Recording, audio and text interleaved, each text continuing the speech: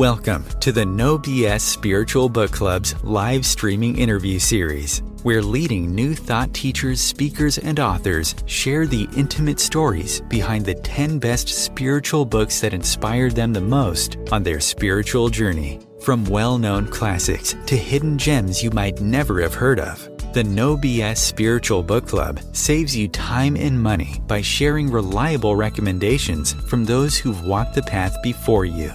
The No BS Spiritual Book Club, the only no BS guide to the best spiritual books to inspire your own journey of self-discovery. Here's your host, founder of the No BS Spiritual Book Club, Sandie Sedgbeer.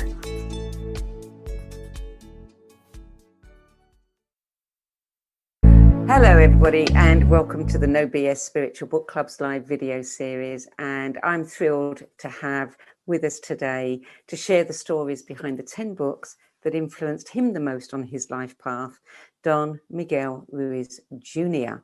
Don Miguel is a Negro, or a Toltec Master of Transformation, and the author of the 5 Levels of Attachment, the Mastery of Self, the 7 Secrets to Healthy, Happy Relationships, and several other books besides. And he's a direct descendant of the Toltecs of the Eagle Knight lineage, and as we all know, the son of Don Miguel Ruiz Sr., author of the 4 Agreements. Don Miguel, welcome. It's so good to have you with us. Senator, thank you so much for the opportunity to interact with you and everyone in this forum. So, hello. I want to say something before we actually start talking about the book list and going through our normal routine, and that is, when I was sending out my monthly newsletter yesterday, I put your book at the top of it because you are my bookworm this month. Your book, the 5 Levels of Attachment, made a big impact on me, and I think you and I first spoke about 5 or 6 years ago when we did an interview, and it was about that particular book.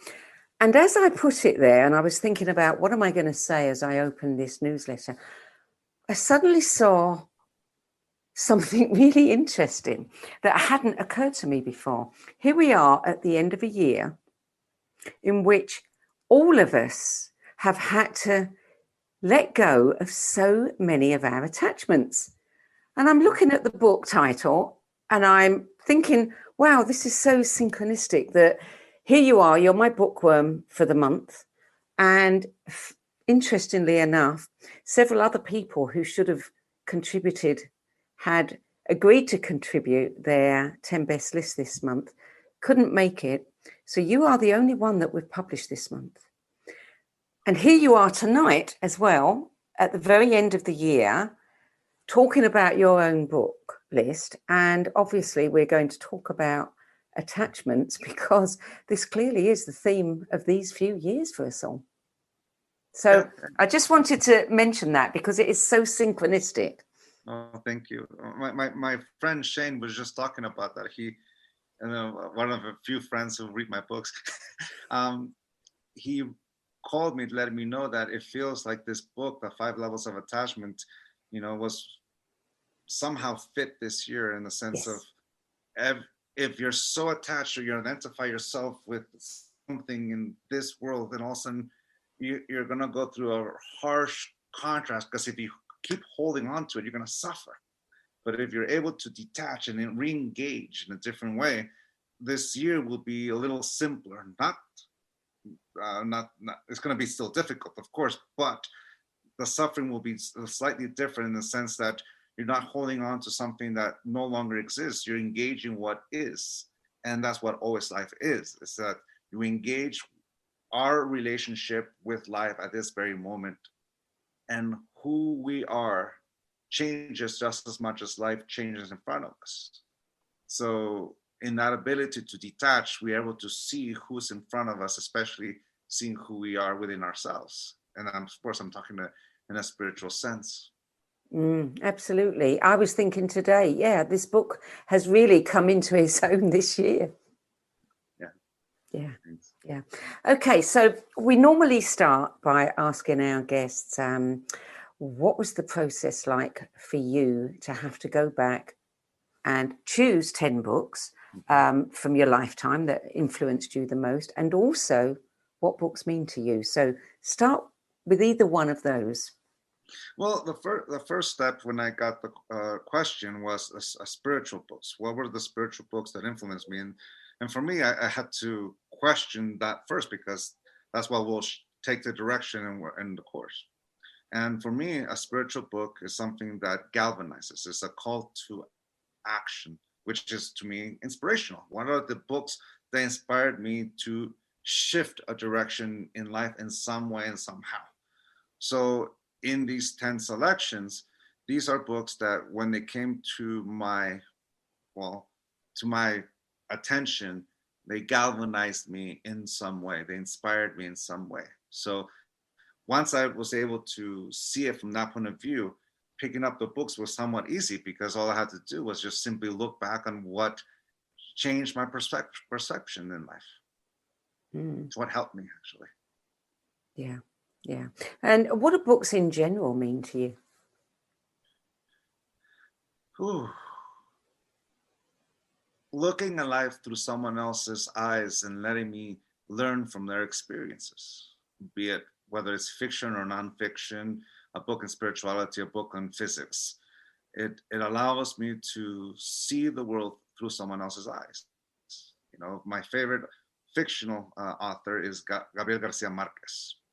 And, you know, in his book, Love in the Time of Cholera, you know, I can experience what I felt when I was young, and one of my biggest fears, which is being in love with someone, and all of a sudden that person turns around, and up to that moment that person was in love with you, but as soon as they turned around and saw you, that love faded. And how he captured that moment when Fermina Daza turned around to look at him, and how his heartbreak felt the moment where he was expecting this beautiful re-engagement, because she'd been banned from seeing him because the father did not like it.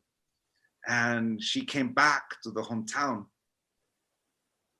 And when she turned around and saw him, all that love disappeared. It's like the illusion popped. And he captured it in such a way that I had the heartbreak. I felt that pain. I felt that sorrow. I felt that the breaking of an illusion like that. And it took me many, many years to see it from her point of view, because I kept relating to the main character, whose name at the moment escapes me, but the feeling is there. That's what books does. Yeah. It takes me to a place where I get to experience life through someone else's eyes, and in this case, through someone else's heart. You know, you can say that it is the first place where I've ever experienced what a kiss might feel like in my imagination, until I finally had a kiss of my own. And then all of a sudden it changed everything, because for realizing that up until I physically have an experience, my mind gets introduced to an experience through someone else's narrative or sharing. And that's what it is. You know, it's like some of these books, especially the 10 books I described to you, these are things that existed in my mind until a moment came that shifted it and became an experience. So for me, that's what a book is. It's the beautiful gift that humanity has given to itself, in the sense of sharing through words, symbols, music, the experience of being alive. Yeah, very well said. Very well said. I mean, they're experiences that we might never otherwise get to have. Mm-hmm. And so, sorry. Carry on. The funny thing about that moment in Gabriel Garcia Marquez's book is that even though it wasn't me who was experiencing the heartbreak of someone turning around and no longer loving you, the funny thing about that is that it impacted several relationships when I was young, that fear. And I'm mentioning it right now because these books can have an impact that even though we didn't have that heartbreak that we experience will impact my relationships. And that's not just the negative one, but also the positive. Some of those positive things impact my relationship in a very good way. It's like asking, who are you today? It's something that allows me to see my wife for who she is today, and my son with autism, and my daughter with her teenage years, who they were just a week ago no longer exist. So books have that impact. Indeed. And the first book that had an impact on you, number one on your list, I don't know whether people will be surprised or not, but it was your father's book, The Four Agreements, which you didn't read until you were 21. Yep. I read the book came out when I was 21 years old. I bought the book, and around the third chapter, I put the book down because it was my dad telling me what to do all over again. And I didn't pick it up for another 5 years until I was going through some heartbreak of my own. In 2002, my father had suffered a massive heart attack. This woman whom I fell in love with, and we were living together, we broke up. And she was the first person I ever saw as my wife, or I wanted her to be my wife. And I was going through the pain of that breakup and the consequences of all that. And I was in a very dark place, and I picked up my father's book, and it helped me out of it. And you can say that it's a book that briefly I took out my dad wrote it, and I used it the way many other people have used it. I used it to help me heal. And to some degree, it's become the basis of what I teach, even though it's my father's book and my family's tradition. And there's a reason why I put it down after chapter 3, because I kept hearing, before it was a book, for a good 10, 15 years, it was my dad going through the whole process and sharing it with me. So as a son, I heard it from that point of view, and I heard it because I loved him. But it wasn't until that moment where I really used it that it really resonated with me. And I applied what I learned, and it helped me. So that's why I put it in first, because it's the first book outside of Gabriel Garcia Marquez that really impacted me in that way. It's one of those books, you can hear things over and over again in many different ways, but you don't get it until you get it in the muscle. Mm-hmm. And that's one of those books that you cannot help but get it in the muscle. Mm-hmm. And it turns up again and again and again on people's lists. Mm-hmm. And I think we had David G on 2 weeks ago, a good friend of yours, and it was on his list too. And, he said some wonderful things about it, spoke about it at length, but talked about how for him, it dovetailed so well with the wisdom contained in the Buddha's Noble Eightfold Path. But yes, it is, the best books are the simple ones. Mm-hmm. The best books are the ones that say something and you just, the truth of it just goes all the way through. Mm-hmm. Yeah. Mm. And the other part is that it changes, it changes based on where we are at in life, because I've read it a few times since then, and something else pops up. And it's like you said, the most simplest book sometimes has the most impact in our life. Yeah. It had a big impact on me when I read it. And I have to say, every time it turns up on a list and I get to talk to someone about why it's important to them, it reminds me again, what I have to do as well. So it's in my mind. It's been forced into my mind again and again and again, which is a wonderful thing because we do need reminders. Yeah. Yes, I can go with that. Book number 2 is an interesting one. I think one of our first guests on this series, it's only turned up once before.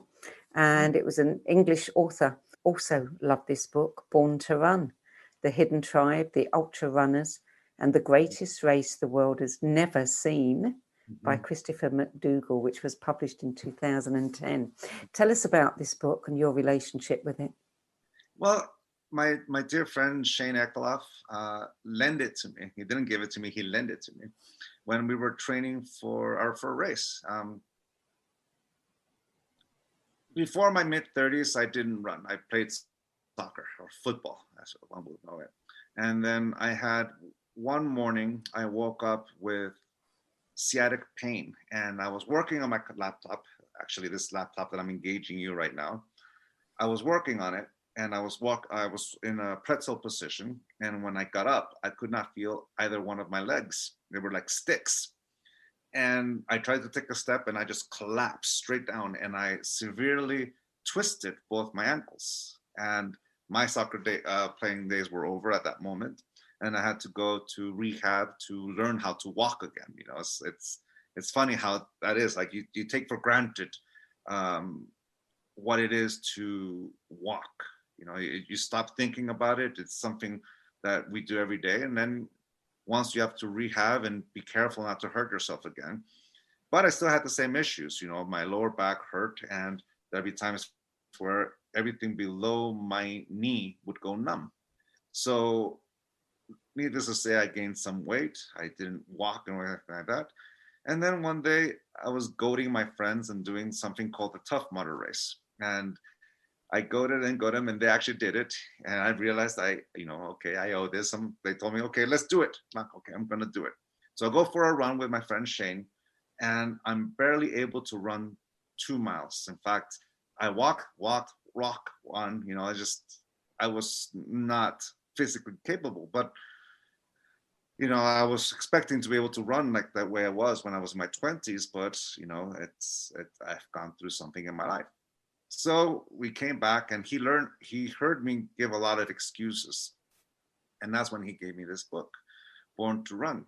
And reading the story of Caballo Blanco and Tarahumaras and all the people who participated, La Bruja and the deer, all these symbolic names, it just got me really inspired. So little by little, I started running, because that imagery of how they described it, because they weren't running for a result. They were running for the pure joy of running. It was something, the deer itself was the actual ability to run. And you can actually run without being first place or second. Is just this beautiful experience. So I ran. And since then, I've ran 25 half marathons, and I've ran 6 full marathons. And I'm still finding ways to improve my ability to engage and still navigate my lower back, because it's still there, but it hasn't stopped me from doing something I love. So this book, watching and reading about the experience of running, and then the Tarahumaras are running with this little piece of tire tread. They're not even running with high-end shoes. They're running all this mileage on just some support. And I watched the 30 by 30 story on it, and they were describing, they run with this little tire tread because that's all they have. If they have tennis shoes, they would run in tennis shoes, but that didn't stop them from achieving what they achieved.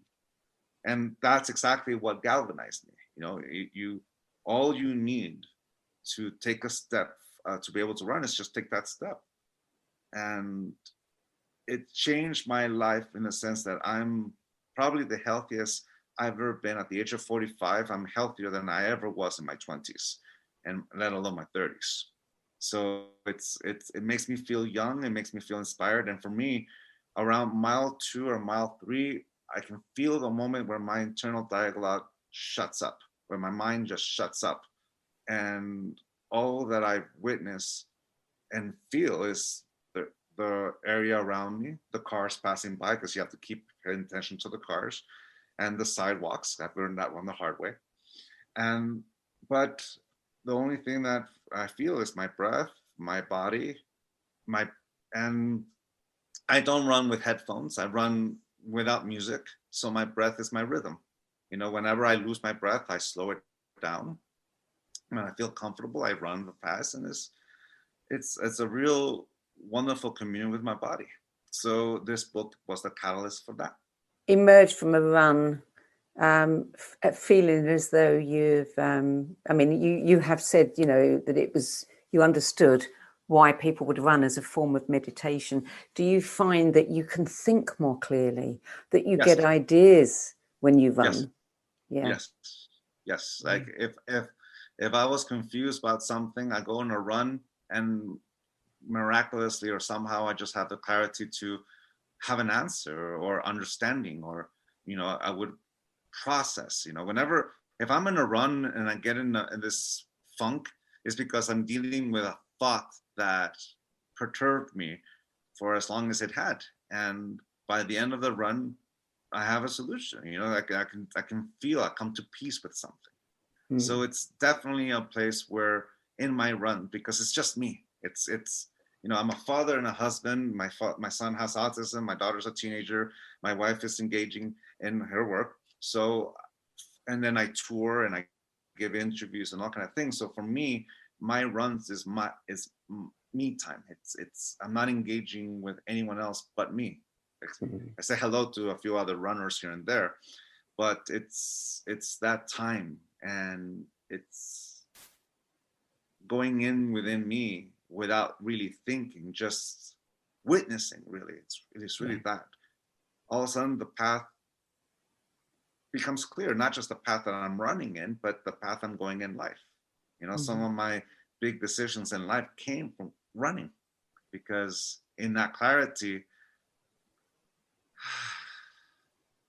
it just felt right. Yeah. I get that. So book number 3 was very interesting for me to research this one. I hadn't heard of it or the author, but fascinating. Fallen Leaves, Last Words on Life, Love, War and God by Will Durant, praised as a revelatory book by the Wall Street Journal. It's the last and most personal work of Pulitzer Prize winning author and historian Will Durant, and it was discovered 32 years after his death. Mm-hmm.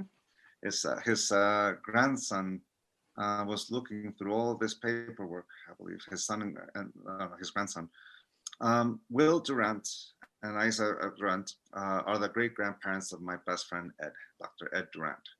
Him and I went to high school together. So since we were young, he's the one person with whom I always talked philosophy with, and politics, day of life, and music. He's the one person you can say that I had the most Renaissance or bohemian conversations in my life, and I read Will Durant because of my love for my friend, my dear best friend. And he's a historian. He collected a lot of the history's religion and of civilization. And this book, Fallen Leaves, is kind of this, all right, I've researched all these things, and here are my thoughts on my place in the world. And relationships, history, it runs the gamut. There's things that you agree with and disagree with, of course. But it comes from a mind or a person, a heart that spent their whole time as a witness to humankind. And in this book, he reflected how does that all relate to him and his life. And of course, what gives it that heart is that he didn't meant for this to be a book. It's his writings, it's his process, it's his engagement. He had time, and what does an author do when you have time? You write. So he wrote, and you can feel his heart. And that's, you can say it from a historian's point of view.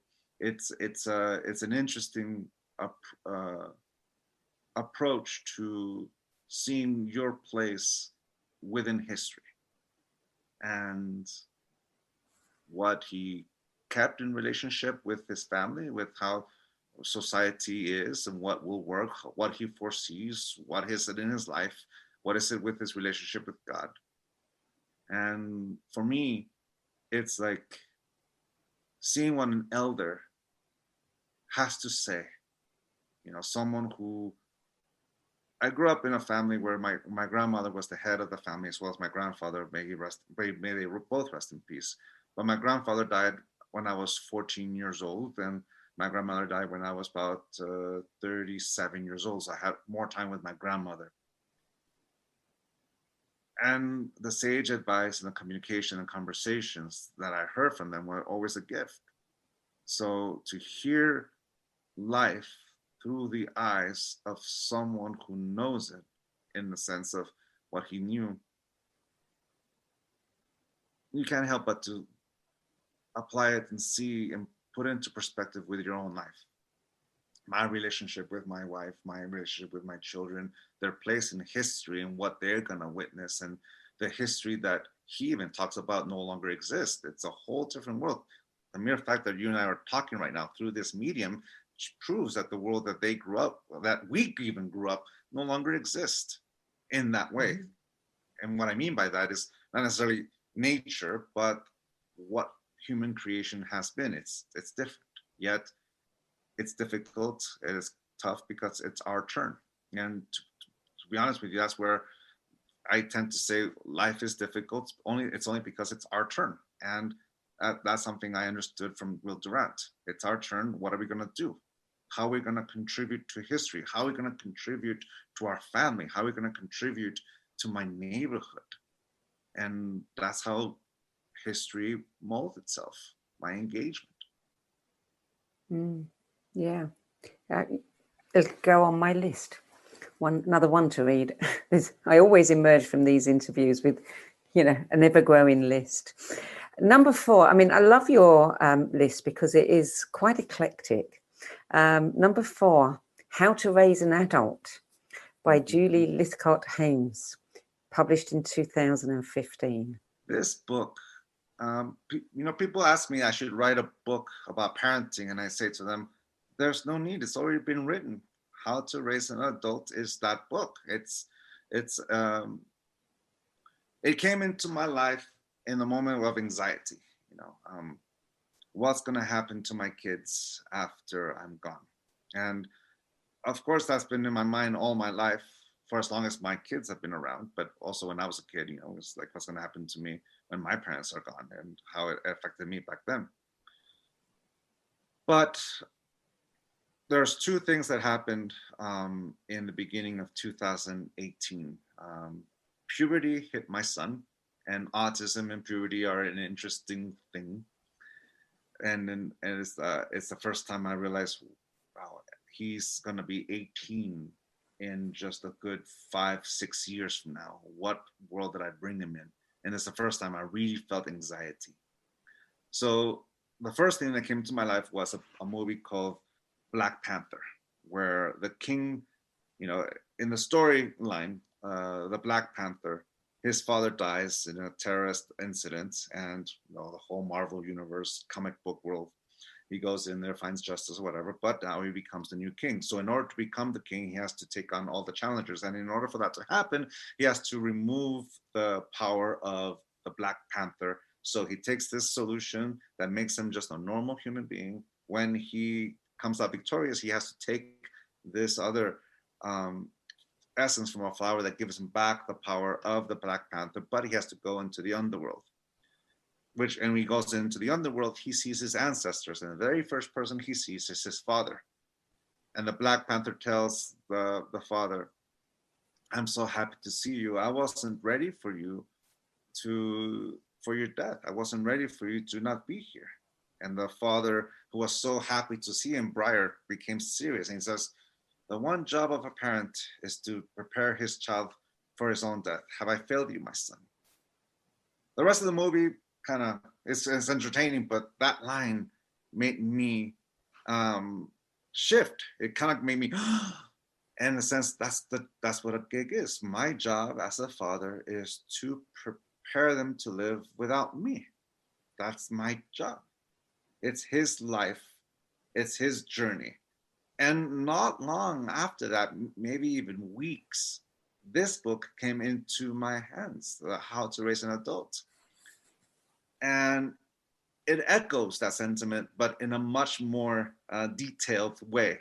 How we're raising our kids to survive without us. We're teaching our kids how to thrive without us, how to raise an adult, let them experience the consequences of their own actions. And realize what drives us to be a helicopter parent is that we're so afraid of them making the wrong decision, that we kind of take over for them and make decisions for them. And in result, there's a lot of kids who go to college or universities and have no idea how to even navigate. It's like we're expecting our kids to go to out there in the world. And since we're doing all these decisions for them, by the time they're alone, they have no idea how to pay a bill, how to apply for a grant, how to apply for school, how to sign up for a class. They're so used to us doing it for them that we never gave them the chance to make their own choices and how to navigate the consequences when things don't go as you plan. And Julie Lainkoff, she was the Dean of Admissions at Stanford University here in California. Well, I say here, I'm living up, but across the way here. And she witnessed firsthand how she saw her students come in and so many not knowing how to even function. You know, they got into Stanford, yes, but most of them came from this helicopter mentality that it's Stanford or nothing. You know, it's if you go to a community college or you go to a UC college, University of California college, you're not so successful. The only way is to get into Stanford. You know, the East Coast has Harvard and Columbia. West Coast has Stanford. And you see how these kids, yes, they might be book smart, but they don't know anything outside of that. So this book was written to us parents that, all right, how do we raise a child that is going to function in society? How to get rid of the anxiety of what's going to happen to our kids if something were to happen to me? The answer is knowing that they can survive. And that requires trust. That requires to take that step backwards and let them see what they can do. So for me, that was the healing of anxiety, the purpose, and realizing it's their purpose. You know, with my son, we moved the goalpost. I'm using sport analogy here. It's not going to be 18. It's going to be 21 or 27 whenever he's ready. You know, I have friends who went to university and went to my degree and graduated with that degree. And about 5-7 years later, they changed careers, including myself. So it's already taught me that not everybody practices what they learned at the university. They change careers halfway through. So what's the hurry of pushing my son to hit this mile marker at 18? He's going to find it in his own way. And it's going to be different from my daughter, Audrey, who is in a totally different situation. She is getting straight A's and she has this desire to be competitive. That's, you know, as a parent, I'm kind of riding the wave of my daughter's competitive nature, and she's getting straight A's only because she has this competitive thing about her. And so I'm like, I'll step back. But my wife does something brilliant. She says, if you do this, this is the consequence. If you do that, this is the consequence. Which do you choose? And she steps back and lets them choose. So this book really helped me understand what I'm doing as a parent, because one of the secrets we parents don't tell our kids, and especially people who don't have kids, is admit that we have no idea what we're doing. We're doing the very best with what we've got. And as soon as we get used to being a parent of a 1-year-old, they turn 2, making everything we knew about parenting irrelevant because the child has changed. They turn 4, they turn 8, they turn 12, they turn 30. You know, when I was holding my son in my arms, I realized I didn't know what I was doing. I read the book, What to Expect When You're Expecting. I took the class. I could swaddle a baby pretty good. And that's when I realized that my parents had no idea what they were doing. It's the moment I saw them as my peers. Yeah. And this book encapsulates that answer. Like, all right, how do we help our kids? Because if we see them as our peers, then all of a sudden the pressure is a little different. It's about seeing human beings doing the best with what they've got. and that's why we engage. So it's an eye opener for me, or it helped me shift my approach and how to motivate my kids to go to school and be educated. I found their strengths and what they're passionate about, and use that as this guiding light into helping them figure it out and not be afraid. As for example, right now my daughter has a homework assignment of how the classic how to drop an egg without breaking. You can't use this, you can't use that, you can't. And my desire to go in there and help her, I have to resist, take a step back. This is not my assignment, this is hers. And the only thing I told her was, all right, your teacher told you a list of what you can't use. Stop focusing on that and look at the things that you can. And the answer to how to protect an egg from falling will show up to you. But first you accept, all right, this is the parameters that the teacher says you can't use. All right, what can you use? But at that point, I step back and let her figure it out. It's her grade. Yeah. Not mine. It's interesting that within just a couple of generations, helicopter parenting has become the norm. You go back a couple of generations and, kids would leave school, certainly in England, at 14, and they'd go out and there'd be adults working, and they were treated like adults. Yeah, and I'm part of that generation where I can, I can feel that little bit of the helicopter parenting in my parents, and then I hit middle school, and my father says, "All right, from now on, if this is your education, you apply for all these things. I'm not going to apply for you." And it was daunting, it was scary, but I did it. Yeah. Got a full scholarship to University of California for 5 years, and I had to apply every year for it. There's something to be said about giving someone the ability to make choices and experience their consequences. Yeah. Is that you gain confidence, and that's the gift. That is the gift. Yeah. Many parents think they're doing, everything for their children out of love, but it does hobble them. Because we're doing it out of fear. Yeah, exactly.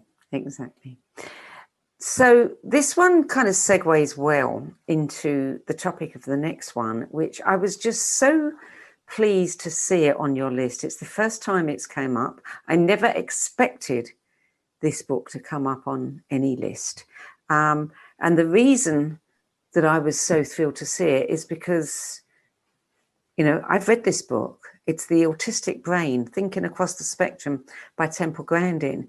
And when I read that book in order to understand my grandson, who's on the spectrum, and I know that your son is too. It's the book that made me cry, being so happy, because, my son was diagnosed with autism at the age of 2. And we're talking, this is 2007. And I went through a big depression. It's how we mourn, that one tries to see an individual as this infinite possibility. But even when you hold them in your arms, somehow you get attached to a certain vision. Become a doctor, a lawyer, an activist, an artist, whatever, you kind of get attached. So when I got the diagnosis of that, his autism, that image that I projected onto him died. And I was mourning that, what's going to happen to him? So a whole week I was in my depression.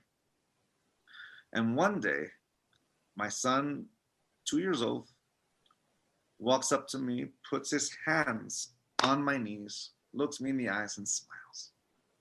Now, if you've ever read anything about autism, you know this is huge. Looking into my eyes and smiling. It was like coming out of that and breathing again. And what am I doing? Here I am mourning the death of my son, but my son is smiling at me. He's alive. And realize that it's up to him. It's up to him to figure out life. And yes, his future is gray, but that's the truth with every one of our children. And my job is to help him. So from there, I got galvanized to looking, read book. I read book after book. And in 2007, I have to be honest in the sense that it was probably more information that the previous generation had. They barely had anything. So this book, I was looking for books and books and books for many years, and I read Temple Grandin's books. I read many others. Always looking, first it was about healing autism, and then you reach a point where you accept, no, there's no healing autism. You can help alleviate everything around it. In my son's case, anxiety and ADHD, and then Tourette's, a little bit of Tourette's, all the tics that he has, verbal and nonverbal and motor.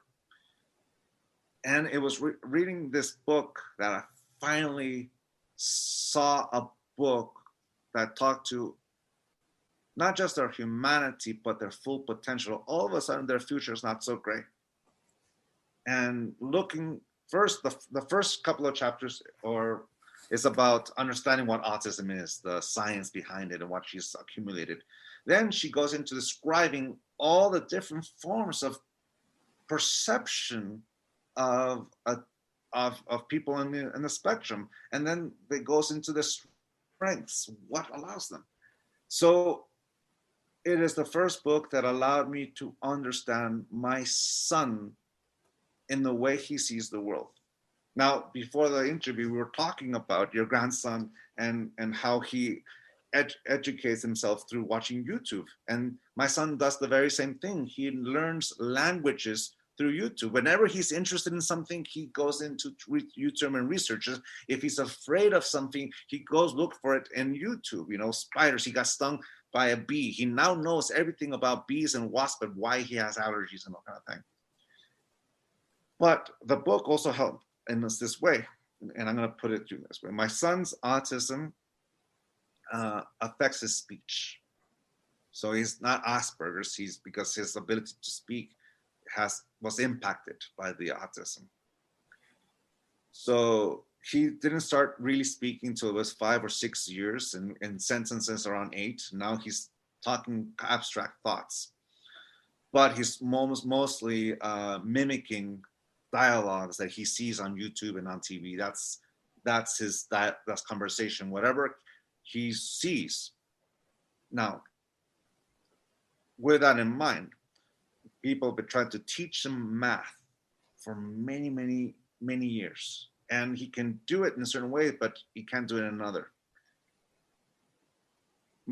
We took him to learn how to play drums, because we wanted to learn music, and also drums satisfies a different, it's what's the name of that therapy?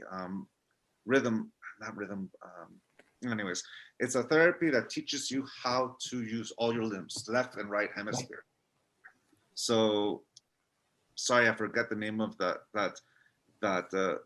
therapy, but its aim is to teach him how to coordinate every part of his limb, and learning drums is exactly that. So for first 2 or 3 teachers he had with drumming, they saw him as an autistic kid, and just kind of just the basics, just do this, mimic me. Then he had this one teacher who was a little bit more rugged, he's a Southern man who likes to go into the point. So he taught him music, like to read sheet music. At first I was going, okay, good luck. But here's what happened. My son can read sheet music, and he can play. He put him a sheet music for drums. He won't miss a beat, and he knows. It's impressive. Then we went to something called fit learning. We're always looking for therapies. We're always looking for that missing piece of the puzzle. Well, we went to this place called Fit Learning, and the difference between these tutors is that they're psychiatrists who are teachers. So they're teaching them through a different approach. And they did an evaluation, and we taught them what happened with the drums. And they're like, really, he can read sheet music and play what he reads? Yeah. So they did a test, and it led to this awareness, this like aha moment. His verbal skills are below, but his nonverbal skills are high. The difference between a written sentence, say, give me 4/8 on a snare, is different to him than actually writing out 4/8 on a snare, right? Hitting the X and all kind of thing. He understands it because one symbol has a direct action. The other one is a bit more abstract. The reason why he can read sheet music is because there's a direct action to it, versus a verbal one that doesn't mean this, doesn't mean that. It's a little bit more abstract. So that led us to do IQ tests in his school.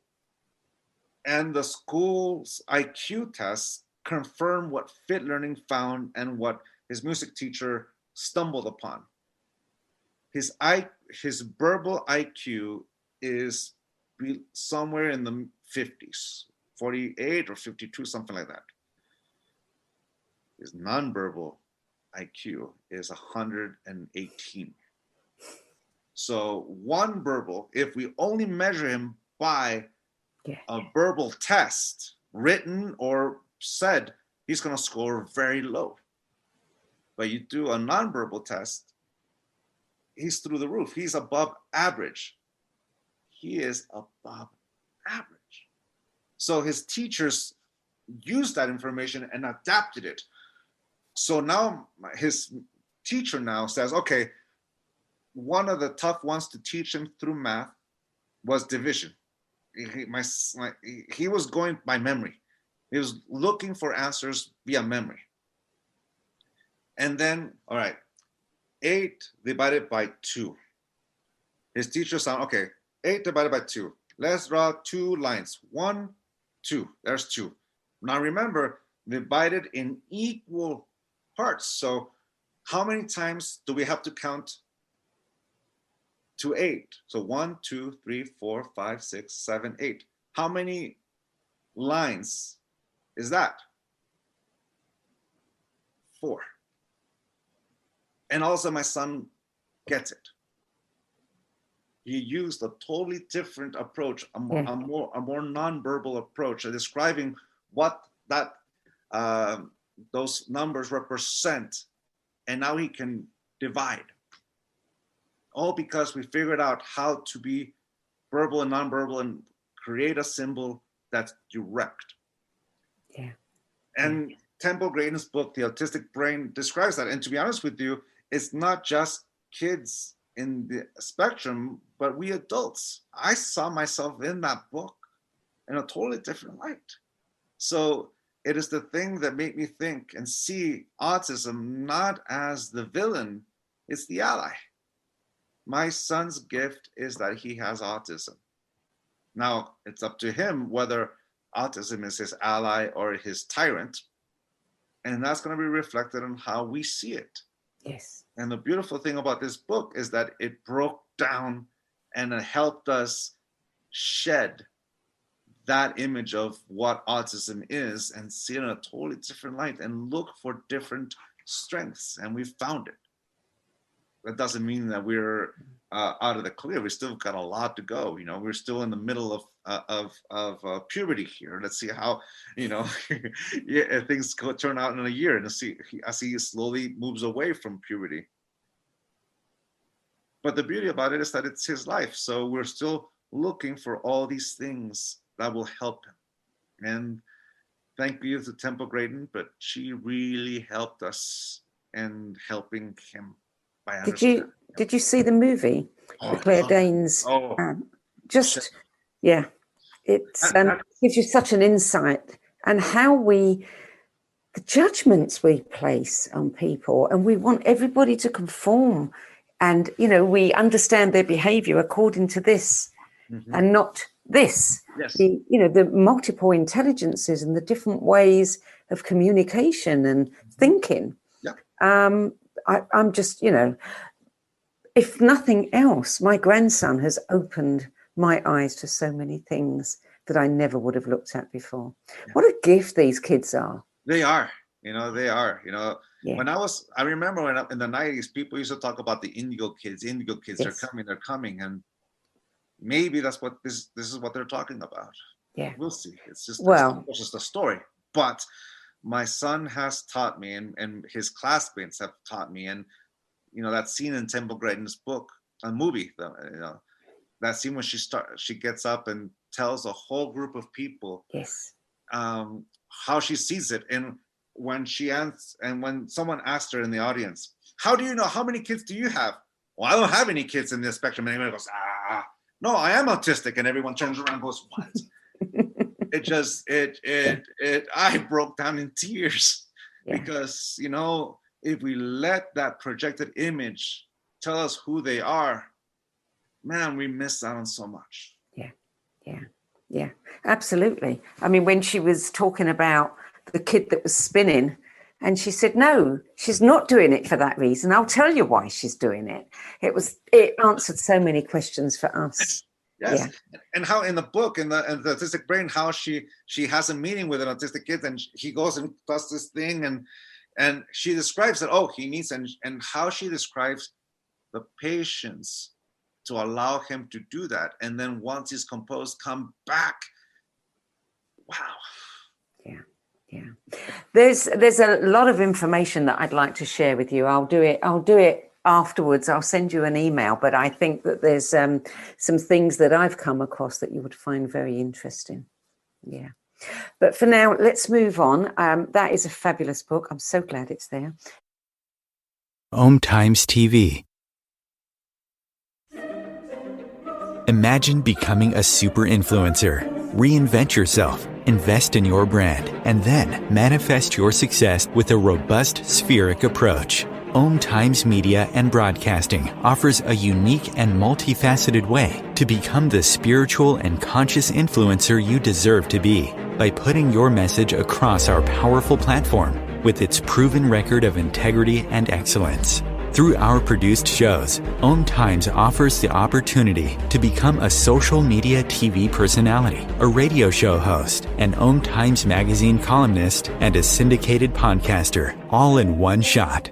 By live streaming your show on OMTimes TV and broadcasting it across the extensive OMTimes radio and TV networks, you become more than a host. You become an ambassador and a force for positive change. OMTimes. Open yourself to the possibilities.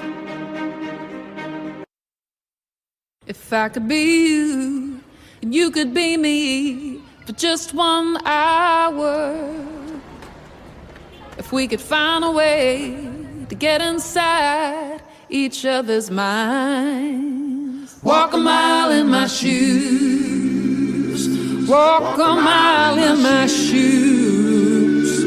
Well, before you abuse, criticize and accuse, walk a mile in my shoes. 6. Another one that surprised me, The View from the Cheap Seats by Neil Gaiman, one of my favorite authors. Oh, mine too. I love the Sandman series and all the books he's written. I like this one, as a writer, it's always nice to see, or wonderful to see, how things work. And for him, this is a collection of essays, writings, lectures that he's given.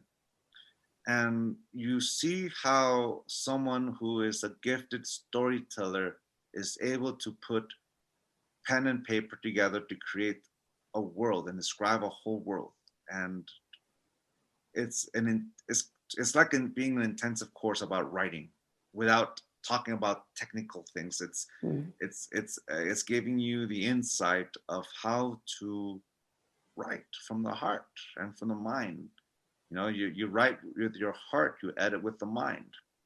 And what drives you to create such worlds? The what if, what is this, what is that, and asking questions.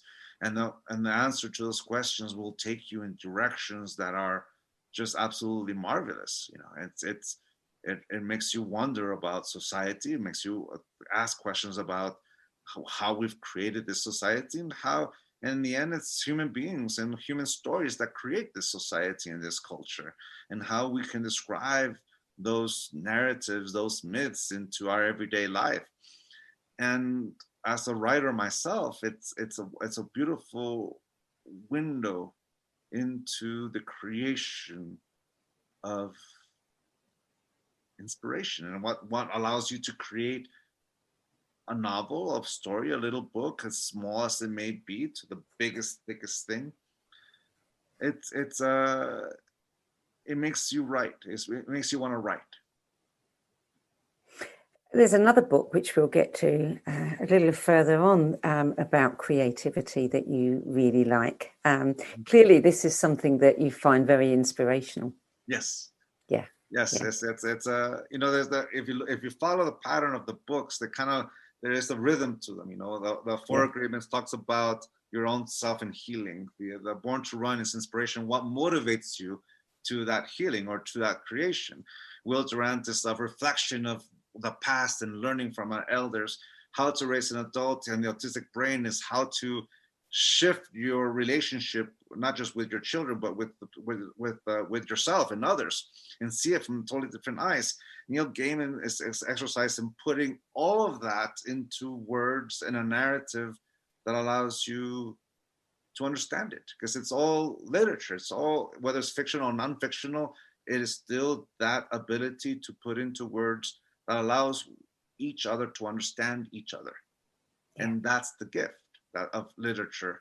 We get to understand, because if I don't understand what you're saying, then it goes over my head.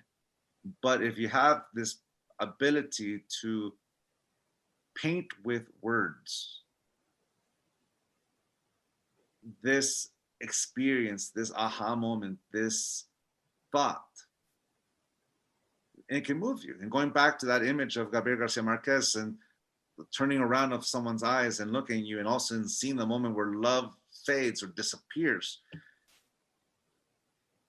and it's just in the written page. Wow.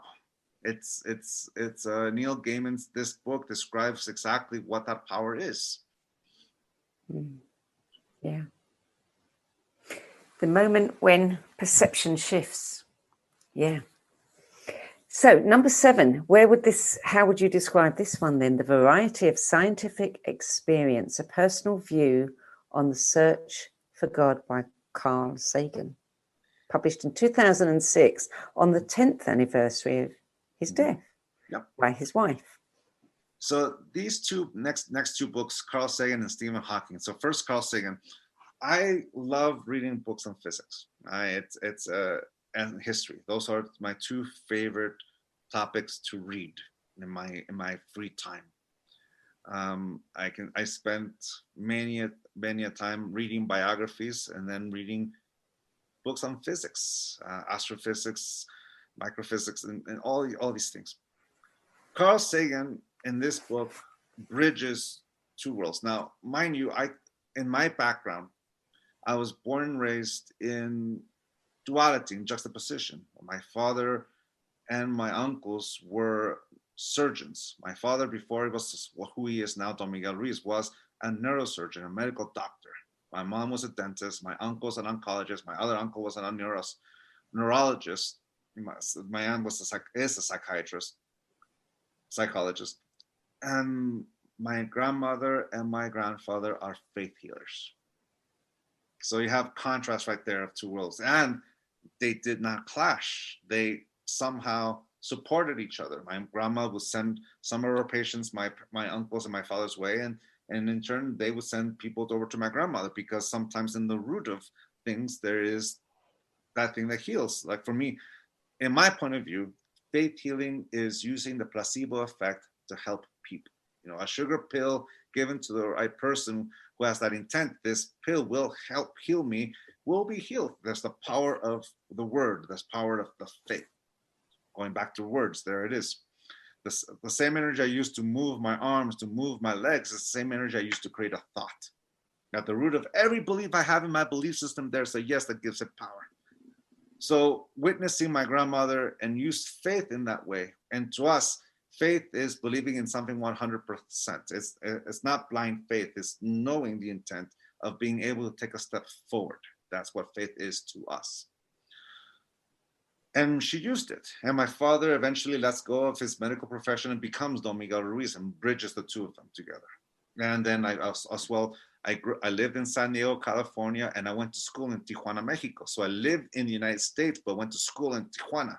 So I grew up with two languages that I use, to this very day. I dream in English and I count in Spanish. It's how my brain works. All right. Carl Sagan's, this little book is exactly that. He talks and bridges the world of physics and understanding the universe, and then talks about God and how he bridges those two things in a series of lectures. And what is pivotal in this book is, in the end, they collected all the questions and answers of each night.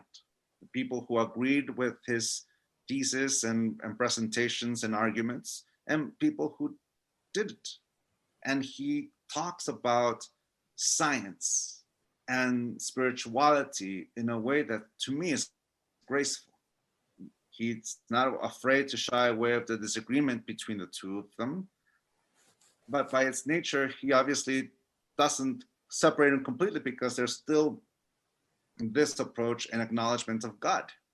So from that point of view, this book describes a duality, a juxtaposition, to try and find a common language, not only to understand the world, but sharing that knowledge with everyone else.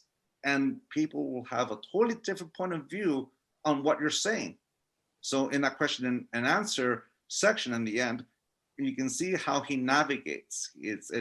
There are people who agree and there's people who completely disagree, and how he's able to weave between them through words that allows him to bridge. Cosmos is the series that he was the host from.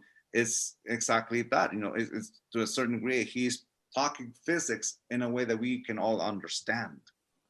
So when he talks about God as a physicist, it's an extraordinary thing in the desire to create that bridge of those two worlds that allows us to understand not just the cosmos, but that which is the divine. So it's a book that leads to the other book, which is A Brief History of Time, which is Stephen Hawking. But before I go into that one, this book is just how you see a master navigate two worlds and find a common place where we understand each other. And talking about physics and the space we're in, the universe, and the micro and the macro, and where's God's place in it. Yeah, I can see why you really love that book. So tell us about History of Time. You've already said you love reading about physics. You did say that you had to read a lot of books to be able to read that one. Yeah, well, it's the same thing. Like with going back to Carl Sagan for a brief moment, as a teacher myself, and I'm teaching my family's tradition, Carl Sagan is a good inspiration or a good teacher, because he paved the way of how to bridge. And my father did the same thing with the Four Agreements. The Four Agreements, it's when he began to teach the Toltec tradition, he saw that there was a lot of superstition. So he took out a lot of the superstition and put what he calls common sense language. And that's coming from a doctor. So in the Four Agreements, the only thing left of the old Toltec stories is the intro of the story of the smoky mirror. The rest is the Toltec tradition stripped out of the superstition, and all that is left is common sense. It's simple. It doesn't talk down to anyone. It's written in a way that we can engage, and Carl Sagan does that in a beautiful way. Stephen Hawking also does it, but Hawking tackles something that is so complex that I did read Neil deGrasse Tyson. I read I forgot the name of the Italian author. he writes the short little books, and then of course the big thick books of history. I began to tackle A Brief History in Time years ago in my 20s, and I'll tell you, it just went. I didn't understand it, and I thought it was beautiful, but I had the desire to understand what he's talking about. So I wasn't afraid to start from the very beginning all over again. And to be honest with you, physics wasn't always my strong suit. I was definitely more into the visual arts. I studied at school. I studied film and video production.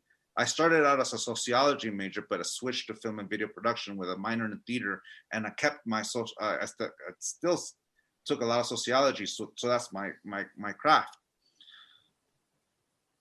But I've always had this intrigue since I was in the International Baccalaureate in high school, where it's like in the International Baccalaureate, you kind of focus on so many things, and I focused on history, I focused on literature, but I couldn't help but be intrigued by physics.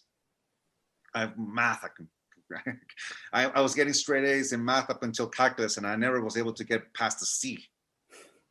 But I read books in physics only to be able to understand Stephen Hawking. And mind you, Stephen Hawking does a great job of doing what Carl Sagan does, which is to talk in a language that anyone can understand. And this is probably the reason why he became such a big superstar, is that he was someone who has such an incredible intellect, but didn't talk down to anyone. Here it is, here's the information, and here's how it pertains to the world. And the universe in his case. And I read all these books, and when I was ready for it, I began to read A Brief History in Time again. And I understood him. I was able to tap into his imagination, what it means by the singularity and multiple singularities, and what is a black hole, and how does that relevant to time, and how we perceive time. And also it's a way to describe the universe and the movements and the actions and the expansion and the contraction of it, that it's humbling. You look up in the stars and you see everything he wrote about flowing right in front of you. You know, the stars, how, we're basically seeing a sea of corpses. Some of those stars no longer exist, but it took this much time to reach it. And some of the lights are flickering because there's something in front of it. And there's the time-level concept of understanding what a Big Bang is and how that happened, and the singularity of all this pressure coming in, and then all of a sudden one variation, and then it'll come back down. Now the whole concept of space and singularity. So it makes you understand that as soon as you shift perception, for example, if we shift our perception in the universe, it'll still look dramatically different. It changes. Perception will always change. Your reference in time will change according to where you're at. As simple as I'm aging more being at 5,000 feet here in Reno than I was when I was living in San Diego at sea level. That little difference affects my body in time and how the body relates to it, let alone the experiments they're having with the astronauts. The twins, one stayed on Earth, one went up, and his DNA changed. And the funny thing is that as soon as you begin to understand Stephen Hawking, you begin to understand Einstein, because Einstein did it with all his imagination. And all of a sudden you realize you go down to Newton, you go down to all these wonderful minds that began to explore it. And a TV show called Cosmos with Neil deGrasse Tyson puts it all into perspective. It's a beautiful way to see your place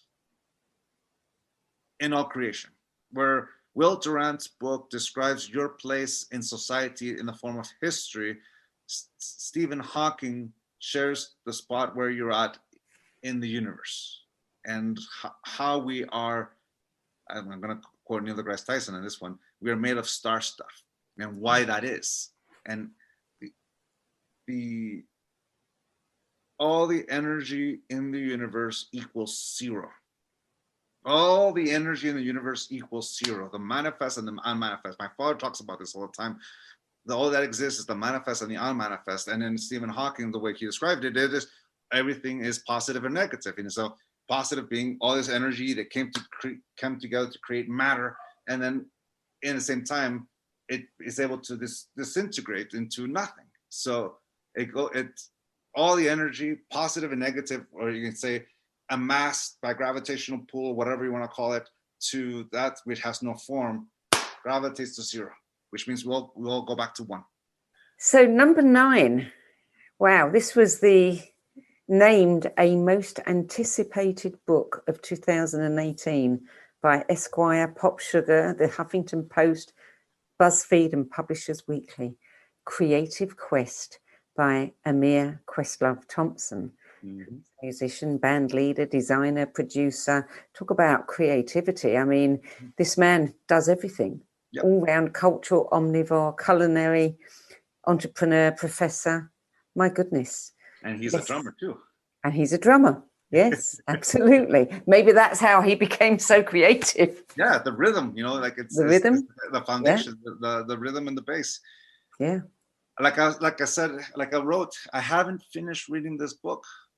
And the reason why I haven't finished reading this book is that every time I pick it up, I put it back down to do something.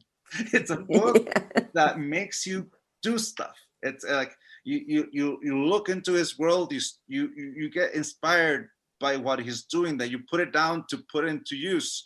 And you don't have to actually do what he's actually doing. Like, for example, there's times when I've been reading this book and all of a sudden I put it down and I'm going back to working on my own book and then, or something that inspires me with my son. Let's go do this. Let's do that with my kids. Let's go do this with that. It's a book that set up the what if and actually lays out the plan of making it so, and not be afraid to make it so. Mm-hmm. Don't be afraid of your own judgment. It's kind of like when you write. It took me a long time to not edit as I'm writing, to trust in the purge. I call it a purge, at least. I throw up all these thoughts, all these words. I write and write and write and write and write. It doesn't have to be grammatically correct. It doesn't have to be profound. Doesn't have to be beautiful. I could be a whole run-on sentence that lasts 2 pages. All that matters is that you put it on paper. Create this clay. Once you finish creating the clay, you hit save, walk away. Then when you're ready, you come back and you begin to introduce order, in the sense of put it grammatical rules. Create the sentences, create the paragraphs, give it structure. Don't erase anything, just put it into shape, hit save, walk away. Once that thought is over, come back later, and each one, you never touch the masters, you never touch each layer. Like if you created the clay, all you hit is copy and save, never touch that again. Put grammatical rules in this particular one, hit save, never touch it away. Copy and paste, down, you start editing. And you edit because the reason why the first 2 drafts are such a mess is because you only have one reader, and that's me, and I'm able to fill in the gaps. But you begin to edit because now the reader is no longer me, it's someone else. And the rules of grammar are there to help convey that message. So that's why we edit. The book or your essay has to stand alone because it doesn't have you to answer questions. It has to stand on its own, which means when you edit, you're translating it into a language someone else can understand. That's the creative process. Yeah. That's, you first let the thought out, and it'll stick with you because it'll resonate with you all along the way. QuestLove's book is about that thing that galvanizes you to even begin to put down the clay down, to create the clay. create all this thoughts, all these movements, all this heart, and let's see where it goes. If it resonates, if it has a heartbeat. And that's when I say heartbeat, it's just another way of saying it resonates, but it has a way to describe something that you're passionate about and you want to see it through. So he's an inspirer. Oh, yes. Yeah. He's a muse in a great way. Yeah. Yeah.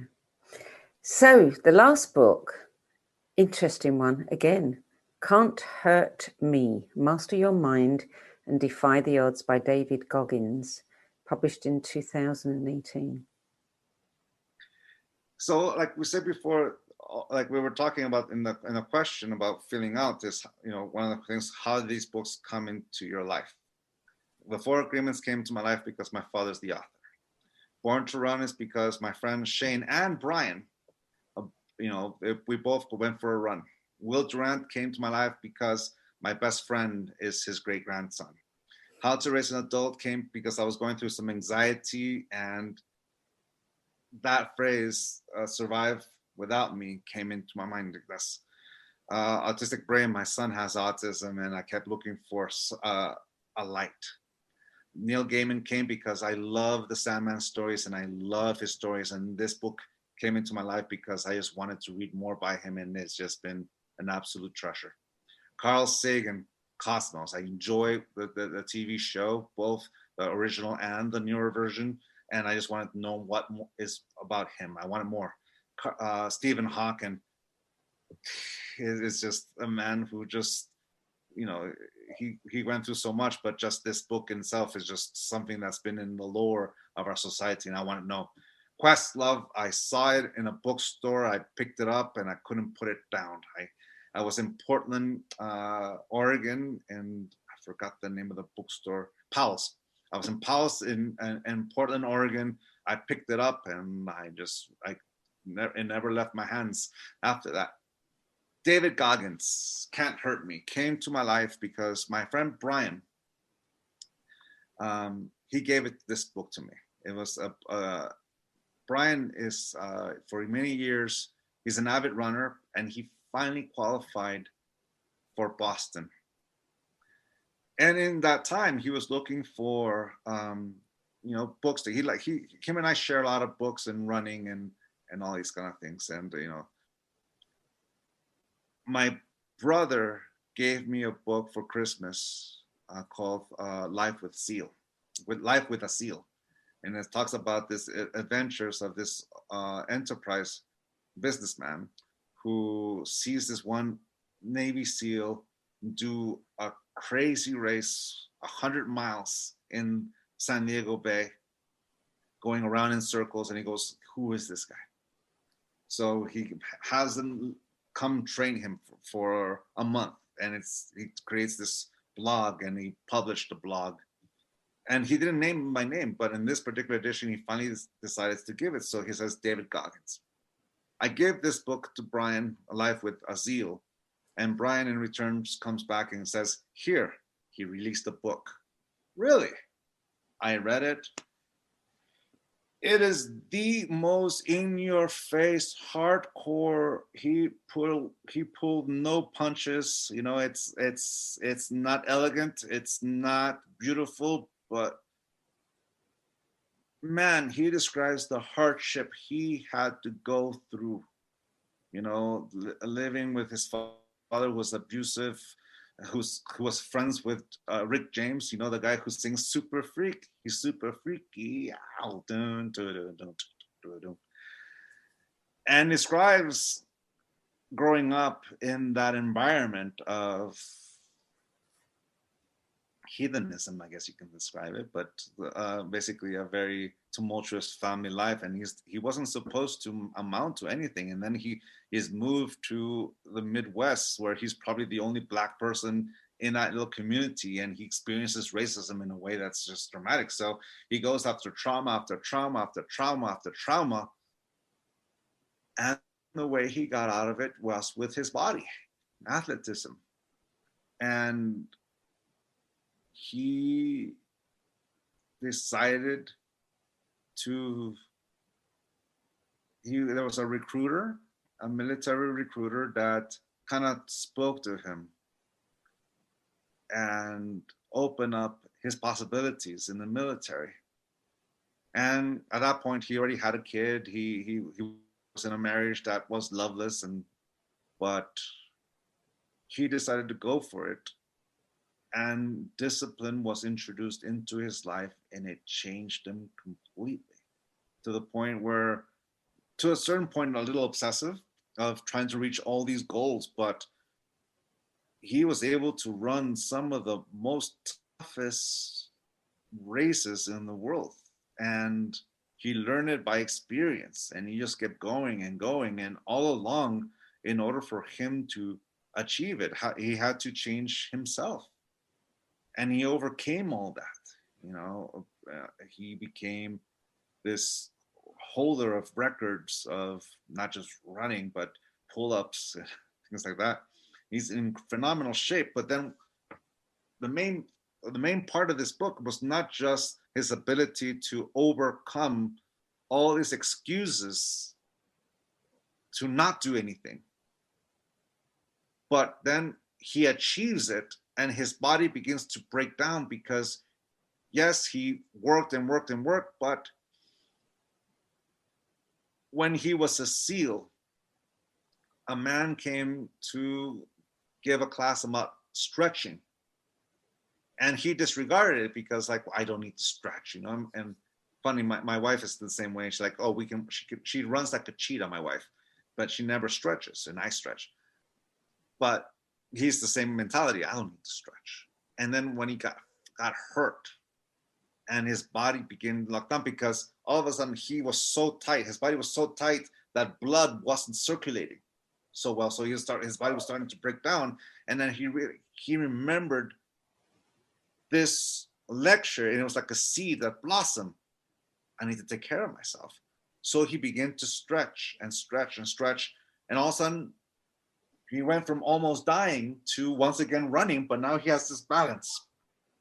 He found this balance that allowed him to continue doing it. And to this day, if you go to his Twitter or Instagram account, you can see him still, he routinely gives advice to people about staying in your discipline, staying in what you want to attain in life, and is a motivational speaker in this way, and motivates so many kids, especially when he shares the story that, like, I was supposed to be this gang member, I was supposed to be nothing, and here I am. Look at everything I've created, not in form of riches, but in his own craft. Man, it inspires you to go out there and start running. In my case, and that was the original intent, but I used it for so many other things. It reminds me of a teacher once taught me this lesson. The key to enlightenment is effort. That's it. That's all she said. And this is in Mount Shasta in a lecture. She said this. And I began to process that line. Effort is using the energy that animates this body. It's the energy to apply, to take one step forward. That's what effort is. Discipline is simply remembering to apply that effort every day. That's all discipline is. And success is following through. That's what I've understood from her teaching in this book. It's kind of like my father's book, Always Do Your Best. It's in the 4 agreements. There's one little chapter that talks about always doing your best. Well, David Goggins' book it's all about that. It's about love, in the sense of letting go of all these things that stops you from doing it.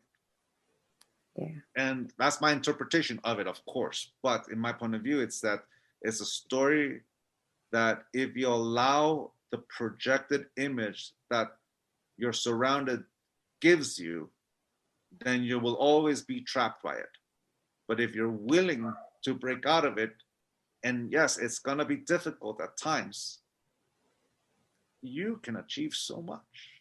It's a certain degree. This book, it's like, if you look at these 10 books, they're all correlated. They're all intermatched. The Autistic Brain combined with Can't Hurt Me. Yeah, it's the thing that I'm not going to stop autism from being my son's father. And autism is not going to be the thing that stops him from being who he is. We're going to break through the projection, and all of a sudden you realize that the projection that people have is that autism is your tyrant. But if you break through that, autism is your ally. It'll give you strength. And it's exactly that. It's like, it's a humble story of someone who didn't let that projection affect him.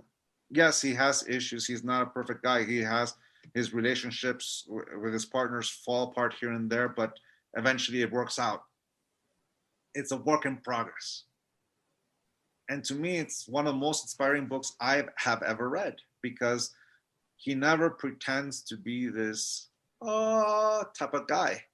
He always describes himself as this guy who didn't have better, but he got there in a way that is unorthodox. And, you know, you can say that if someone used their time meditating, he used it by moving.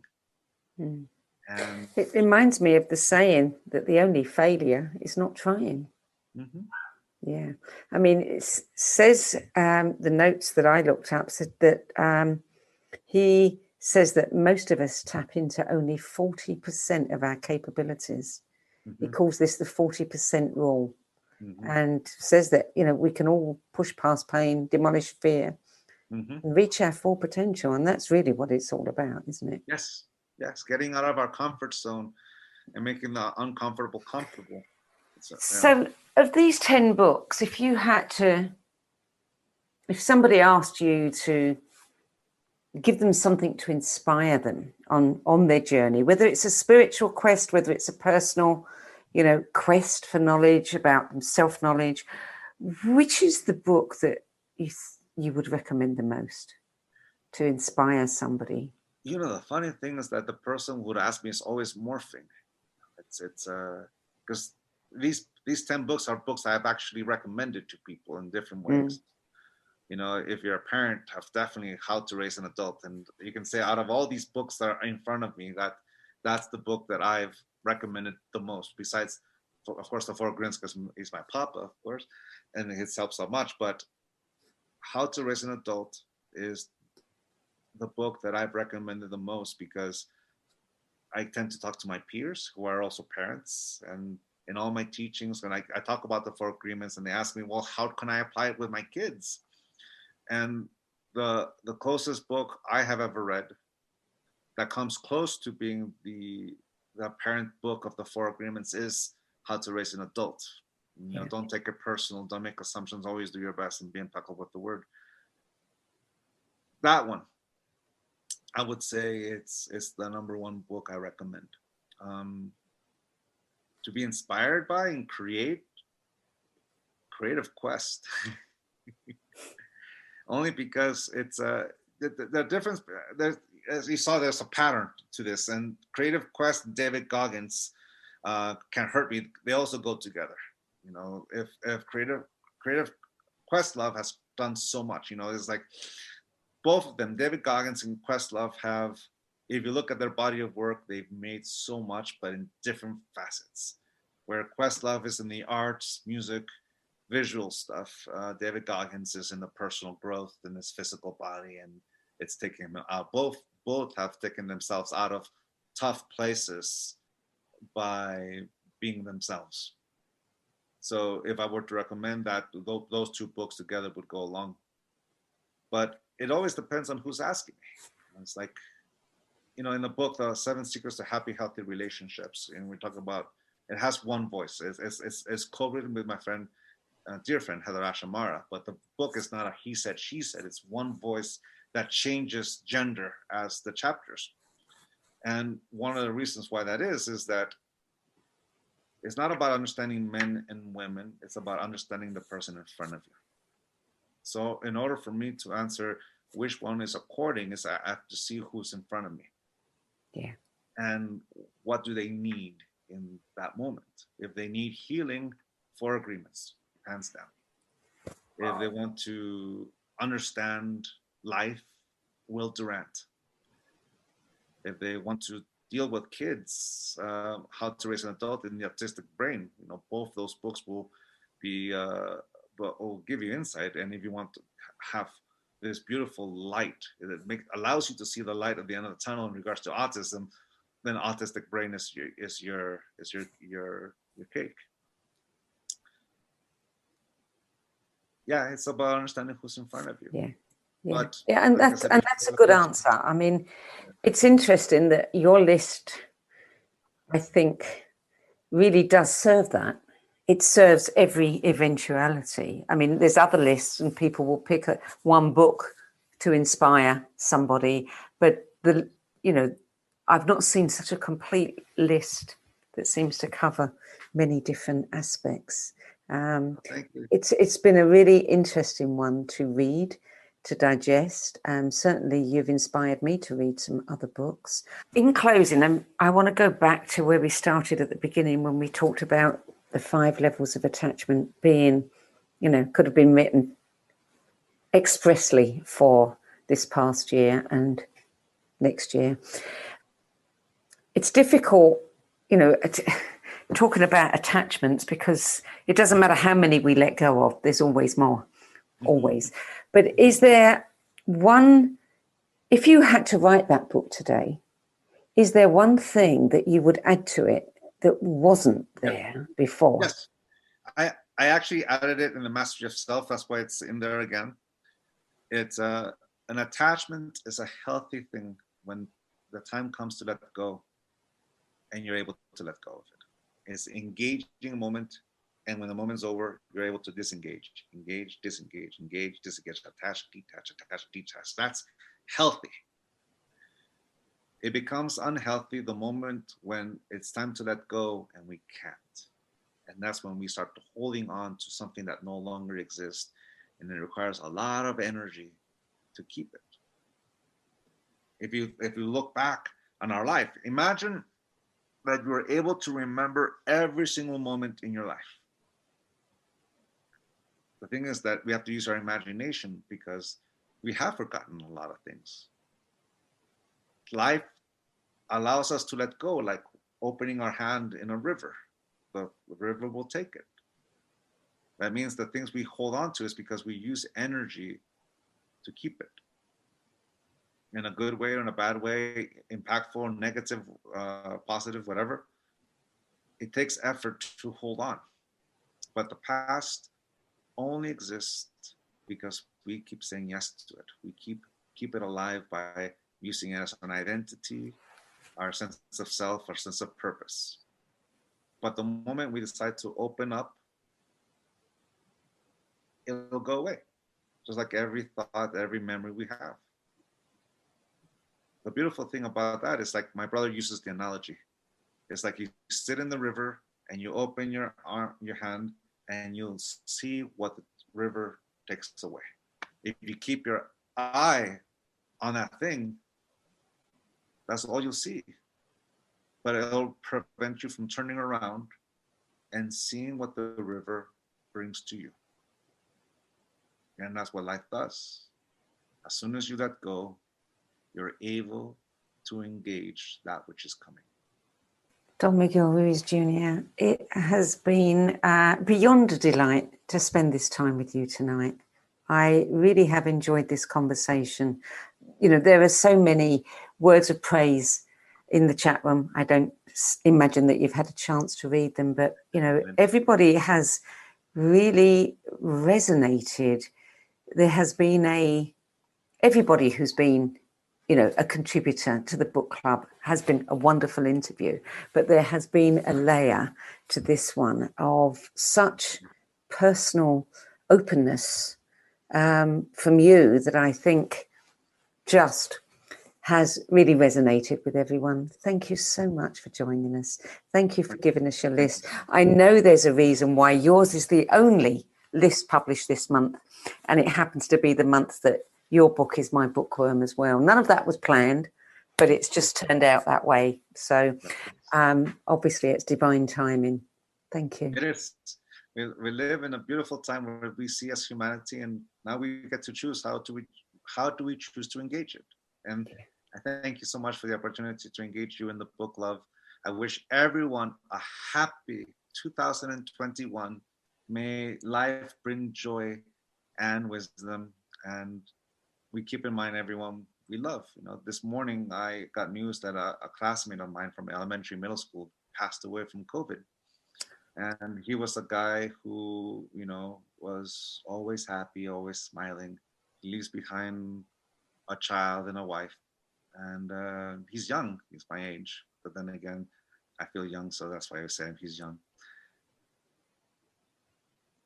One of the things about accepting death and that every relationship ends is that it helps us not take for granted the relationships we have. Enjoy them. Have fun. Be present and enjoy those moments with the people you love. Tomorrow's not promised, but if you're alive to enjoy it, it's a beautiful present. Beautiful parting words. Yes, and a wonderful reminder for moving forward. Don Miguel Ruiz, thank you. Thank you. And to everybody at home, thank you for joining us. I'm going to leave it here tonight. You know where to find us. If you want to know more about Don Miguel's work, you can go to his website, which is Miguel Ruiz Jr, jr.com. Thank you. Good night, everybody.